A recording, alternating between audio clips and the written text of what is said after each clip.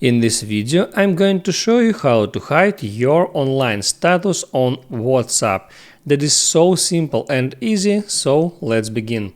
First, open up your WhatsApp application and then get into your settings. Then tap on your account and next select privacy. There, tap on status right here.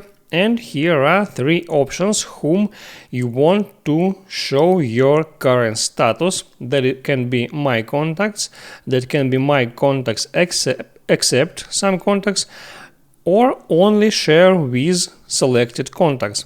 By default, this option set to my contacts, and if you want to hide your online status from everyone, you need to select only share with.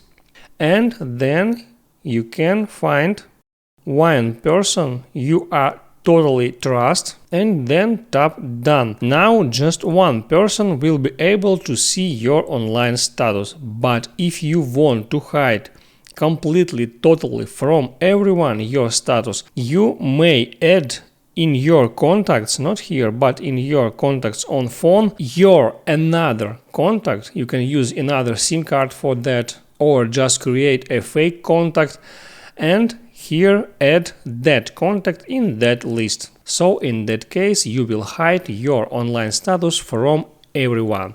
I hope it helps you, so before you go, please like and subscribe.